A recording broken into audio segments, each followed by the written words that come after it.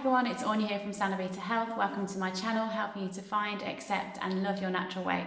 Today's video is one for the runners, and as I've discussed in my previous videos, exercise is a key element to finding your natural weight. And when it comes to exercise, I always say try and find something that you enjoy, as this will make it so much easier to commit to on a long-term basis. So if running's your thing, then this video is definitely for you. I'm going to share a 10-minute yoga practice with you to do as soon as you get in from your run. The great thing about stretching straight after running or exercise in general is that your muscles are nice and warm, so there's a good chance that you might stretch a little bit further than normal and then improving your flexibility as a byproduct. Stretching also helps to bring more oxygen to the muscles, which can help reduce the levels of lactic acid in the muscles, which can also help ease any muscle stiffness or aching that you might get after your run. As always, if you're enjoying my videos, then remember to click the subscribe button and the notification bell below to know when I upload my next video. And if you're ready, then we'll get started. Okay, so before we begin, if you do have 2 yoga blocks, that'd be really helpful for your practice today. But if you don't, maybe take 2 books, maybe similar sizes. It's not essential, but it could just be really helpful for your practice today. So we'll place both at the top of the mat, and then we'll come right to the bottom of the mat, taking both feet together. And we're starting into Tadasana, so palms facing forward, take a deep breath in, shoulders ease down and back away from the ears. So you've just been through your run, so your heart rate's going to be up, your temperature's going to be up. So I'm going to take a couple of breaths to arrive into this space, arriving into this moment, and just allowing your body to find a sense of calm. Good. So on the next inhale, we're going to take the left foot round behind the right foot, grounding both feet down into the ground, and then reach both hands up high above the head. So find length through the body. As you breathe out, we're going to take a very slow fold forward over the legs. So we're getting a deep stretch at the back of the legs, just making sure we're taking a soft bend in the knees. So we're not locking out the knees at all. Taking a full breath in and out. Inhale, lift the crown of the head first, reach both hands high above the head, all in your own time. Take the left foot in line with the right, and then take the right foot behind, and then exhale, taking your fold forward once more. Take a deep breath in when you're here, and then exhaling to let it go. Inhale, taking the hands forward just slightly, and then we'll take the right foot in line with the left. Walking the hands forward, we're going to find your downward facing dog. So making this your own, so hands roughly shoulder width apart, feet hip width apart. Feel free to maybe pedal the legs out slightly. And then together, we're going to bend your right knee and then lengthen the left leg completely. So again, all about stretching down the back of the legs. So hamstrings can become quite tight during a run, so definitely a really good idea to focus on these post-run. Take a deep breath in and out. Inhale, change sides, bend the left, lengthen the right. Take a deep breath in and out. On the next inhale, we'll lift the right heel up as well, so we'll come onto the balls of the feet, and as you breathe out, we're going to lower the knees down onto the ground, take your toes together, and coming into your child's pose, lifting out of the shoulders, spreading the fingers wide, and gently pressing down into both elbows so we can open the shoulder blades a little bit at the back. Take a full breath in and out. Good. On the next inhale, slowly rise all the way up into your tabletop position, just briefly. And then we're going to take the hands forward just a touch, coming into our lizard pose. So inhale, a very small sway back with the hips. And then we're going to take the right foot to the outside of your right hand. So this is first where the blocks can come in really helpful. So we can slide the blocks inside the right foot. Take both hands on top. Inhale, press down into the blocks, lift the chest and gaze. So we should feel a nice opening coming into the right hip. So the blocks are an option. If you feel you don't need them, or you can take it a bit further with the blocks, you can bend the elbows down, maybe onto the blocks, or you can take them completely away, have your hands flat. Again, do a similar thing, try to keep length in the spine, lowering down to the ground. So really be mindful as to what feels good for you there. So taking a deep breath in wherever you are. And out. On the next inhale, walking the hands back, lengthening through the arms, and then we're going to shift the hips back towards your left heel and lengthening your right leg, flexing your right ankle. So we keep walking the hands back. We're trying to avoid rounding through the spine here, so try to keep length, lifting the chest and gaze, looking up, taking a deep breath in and out. Good. Inhale, take a soft bend in the right knee and helping that to come back into your tabletop position. So aligned here, we're going to take a few little nice easy hip sways right and left. Okay, finding stillness in the middle, coming onto the opposite side, so a soft sway back with the hips, stepping the left foot to the outside of the left hand. Again, hips shift forward. Feel free to use the blocks again if you want. Again, creating space, lifting high. Taking a deep breath in and out.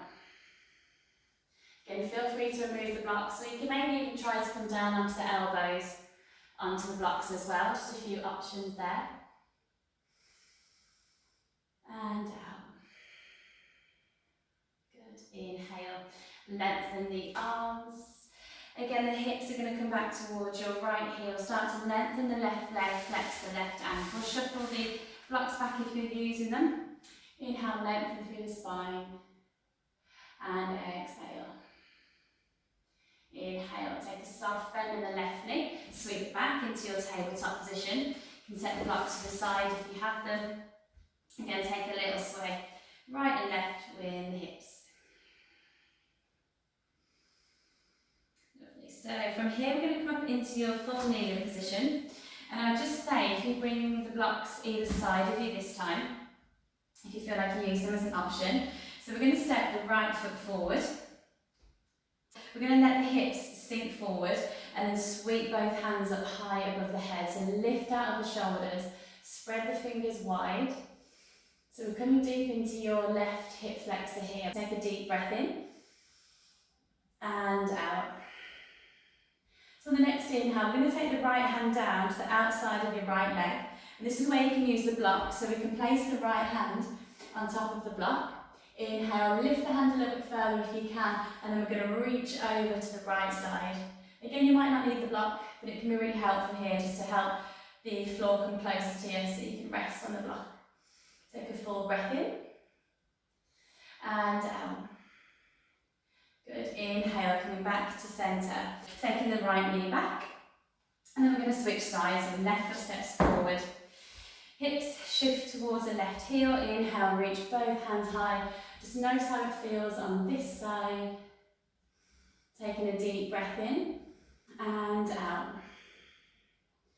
Good. On the next inhale, we're going to take again the left hand down. So you can use the block if you want to. Left hand down, reaching the right arm a bit higher if you can. And then exhale, reach a bit further over to the left side. Good. Take a deep breath in and out. Inhale, back to centre.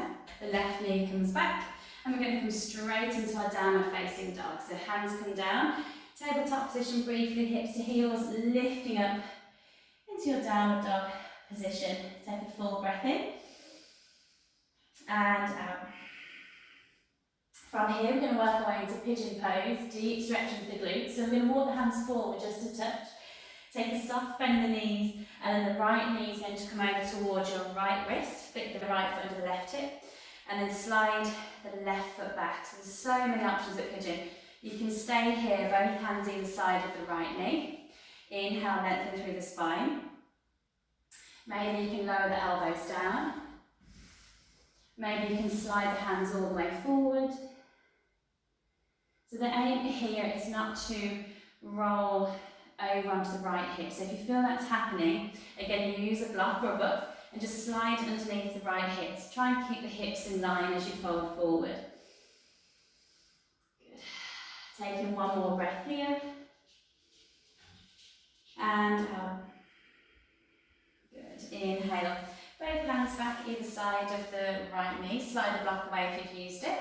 Coming straight back into your downward facing dog. Just pedaling the feet out here if you want to. Inhale, soft bend. Taking the left knee over towards the left wrist. Flip the left foot under the right hip if you can, or it can stay under.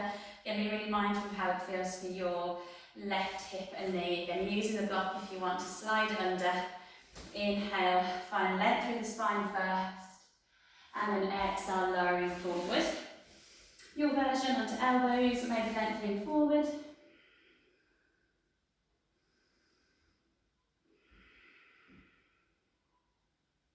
One more breath in. And out. Inhale, walking the hands back, either side of the left knee. Coming straight back, again sliding the block if you need to downward facing dog. Full breath in, exhale, letting it all go. Perfect. On the next inhale, lowering the knees down. We're going to finish on my most favourite poses, I think, really. We're going to flip the legs all the way around, making sure we have a block beside you here. Coming all the way down onto your back with the knees bent, palms facing up, arriving down onto the mat. So we're bending the knees, the feet hip width apart, pressing into the feet, lift the hips up, and we're going to slide the block underneath to our supportive bridge. It's on the next inhale, if you feel okay, so we're going to lift the knees up, and then we're going to extend your legs up towards the ceiling. So feel free to shuffle a little bit if you want to onto the block. And just allow the legs to feel weightless above the body. I love doing this pose straight after my run. So it allows the legs to relax, give them a little break. And not only for after all the running, but we're always on our feet walking. They take us lots of places. It's nice to give them a little rest now and again. So gently closing down the eyes. And this pose is going to bring us to the very end of our practice. So you can feel free to lower the legs and carry on with the day at any point. I'm just going to be here for a couple of more breaths.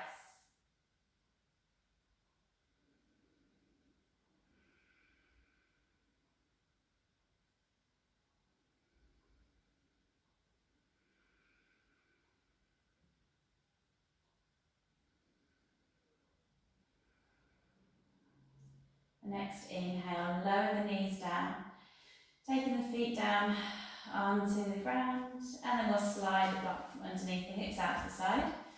Draw the knees into the chest, hands behind the thighs, and we'll rock up to find your cross-legged seated position. So whatever practice I do, I always try to finish in stillness, in the middle of the mat. It's almost like you find your centre, you arrive in this moment before you step off the mat and carry on with your day. So if you feel free to join me, closing down the eyes, bringing the awareness completely to the breath. Just acknowledge how the body feels now as you close your practice.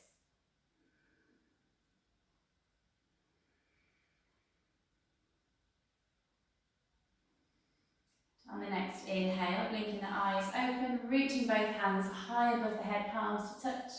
And then exhale, lowering your hands down into your heart centre.